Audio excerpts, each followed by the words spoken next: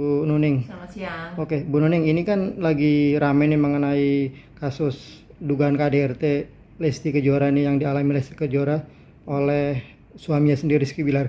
Seperti apa mungkin kemarin kan sempat beredar informasi bahwa KPI memboikot artis pelaku KDRT. Seperti Ya. apa?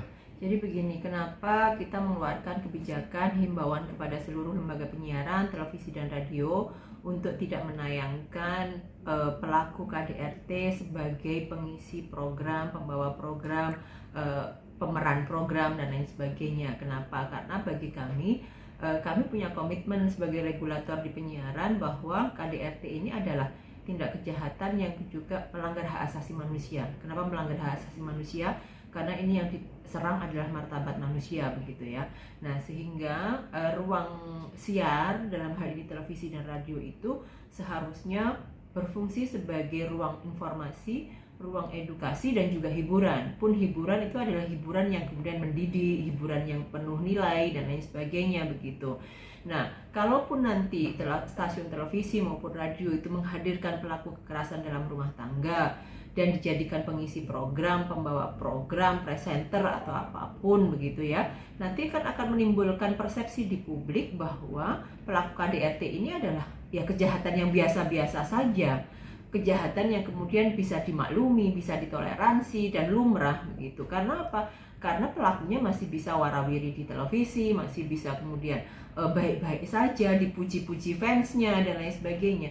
Kita harus memberikan edukasi kepada publik bahwa tidak ada toleransi untuk pelaku kekerasan dalam rumah tangga gitu. Artinya tegas ya KPI dalam hal ini, pelaku KDRT tidak boleh diizinkan tampil di publik. Sangat tegas, dan itu komitmen bersama saya kira, dan ini sudah disampaikan ke seluruh jajaran direksi di televisi dan radio, khususnya direktur program, bahwa jangan sampai kemudian menghadirkan pelaku kekerasan dalam rumah tangga siapapun itu.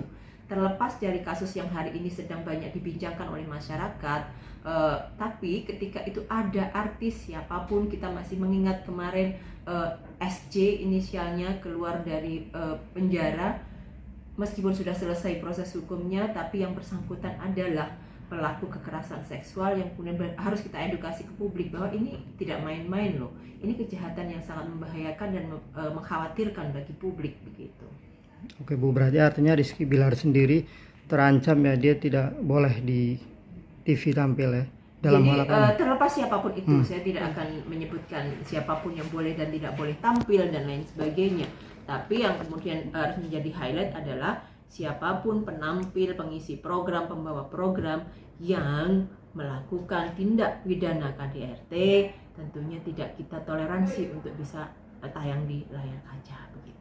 Ibu, tapi aturannya ada yang merujuk bahwa pelaku KDRT public figure tidak boleh tampil di TV. Regulasi yang eksplisit adalah berkaitan dengan penampil tidak ada, karena yang diawasi KPI itu adalah program siarannya dan lembaga penyiarannya, TV dan radionya, begitu ya. Tapi kemudian ketika merujuk hal yang paling substansi di undang-undang, bahwa Komisi Penyiaran Indonesia ini harus melakukan pengawasan untuk menghadirkan fungsi-fungsi penyiaran itu sebagai edukasi, sebagai informasi dan juga sebagai hiburan yang kemudian penuh dengan nilai. Di samping itu, lembaga penyiaran itu juga harus selalu memperhatikan kepentingan publik dalam setiap siarannya.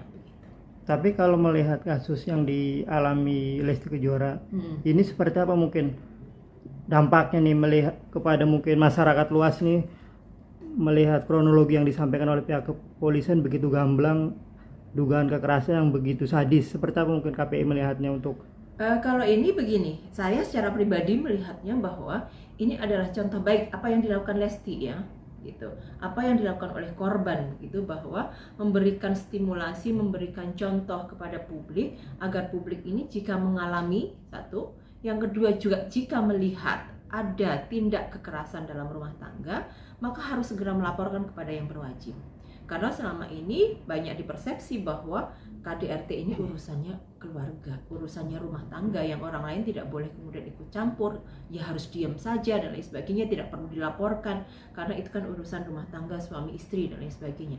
Dengan peristiwa ini yang bersangkutan bisa melaporkan, keluarga kemudian mendampingi dalam proses pelaporannya, ini menjadi hal yang kemudian bisa dicontoh oleh masyarakat bahwa harus melapor, harus berani lapor, harus berani speak up berkaitan dengan kekerasan dalam rumah tangga. Dampaknya apa? Dampaknya ini akan meminimalisir kekerasan dalam rumah tangga. Ini upaya bersama, kemudian kita melakukan penghapusan terhadap KDRT. Tapi himbauan sudah dilayangkan Sudah dilayangkan per 30 September kemarin melalui website KPI gitu.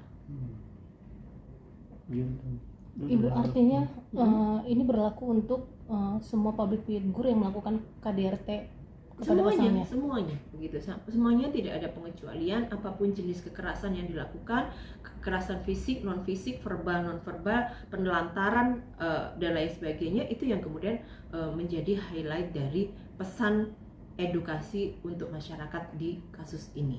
Oke Ibu, kalau ada stasiun televisi yang masih nekat menghadirkan Rizky Bilar di acara tersebut, apa sanksi yang diberikan kepada? Jadi kita akan melihat konteksnya seperti apa. Jangan sampai nanti jadi sedikit confused. Kenapa? Karena di program berita ini, di program jurnalistik butuh kemudian cover both side, konfirmasi kepada yang bersangkutan agar kemudian mendapatkan informasi yang berimbang.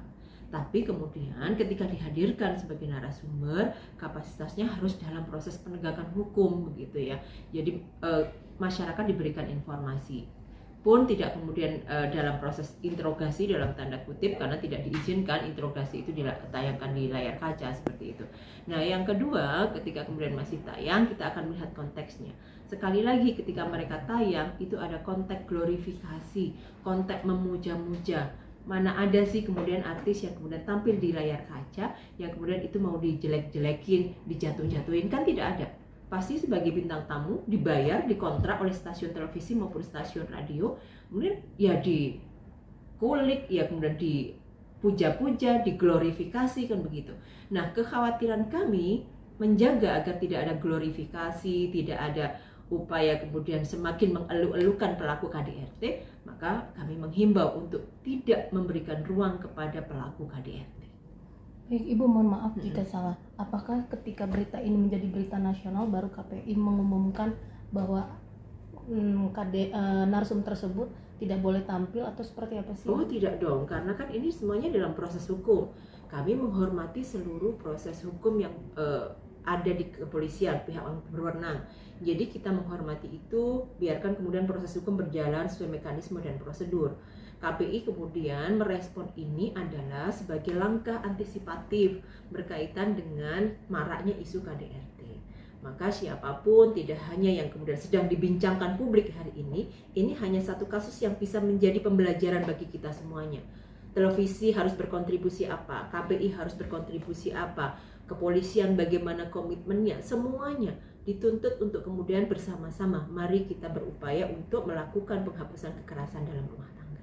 Begitu. Berarti boleh dibilang kasus Lesti dan Rizky Bilar menjadi titik awal untuk menerapkan tadi pelarangan kebijakan berkaitan dengan itu. Tidak hanya kasusnya yang sekarang ini sedang ada, tapi kemudian kita sudah bisa merujuk yang tadi saya sampaikan, kasusnya SC, beberapa kasus-kasus yang lain yang kemudian pernah menjadi rujukan bagi KPI untuk membuat kebijakan. Gitu. Bu, mohon maaf lagi. KPI sudah menginformasikan bahwasannya pelaku yang melakukan KDRT tidak boleh tampil umum gitu, di boikot lah ya Bu. Nah, lalu bagaimana artinya, apakah bisa dinyatakan mereka yang sudah bekerja sama wajib bisa minta ganti rugi atau seperti apa? Mohon maaf nih Bu. Karena itu kan KPI itu kan kewenangan internal ya di lembaga penyiaran. Ini sudah ada kontrak atau tidak dan lain sebagainya. Tapi yang paling pasti adalah Komisi Penyiaran Indonesia memastikan ruang siar layar kaca maupun ruang dengar di radio itu ya tampil bersih dari yang pelaku kekerasan dalam rumah tangga. Itu yang kemudian menjadi pesan bagi publik. Tidak kemudian sudah kontrak nih, udah kontrak 5 tahun dan lain sebagainya. Itu harus menjadi evaluasi bagi lembaga penyiaran untuk lebih hati-hati, lebih selektif memilih talent, memilih pengisi acara dan memilih pembawa program siaran. Bu, apakah misalkan si pelaku sudah mendapatkan hukum atau sanksi tersebut di kemudian hari setelah beberapa tahun dia mendapatkan hukuman tersebut keluar, bisa kembalikah ke stasiun atau layar kaca, lalu KPI membolehkan atau seperti apa? Ada batasan Ada nggak? batas. Atau berlaku Tidak ada batasan. Jadi kita ini komitmennya jangka panjang begitu ya. Karena kita juga melihat yang kemarin saya ceritakan, saya ulang lagi kasusnya SC. Iya, Itu kan tidak ada sampai sekarang. Alhamdulillah komitmen teman-teman lembaga penyiaran cukup baik, cukup tinggi terhadap penegakan isu bahwa kita tidak mentoleransi kekerasan seksual, kekerasan dalam rumah tangga.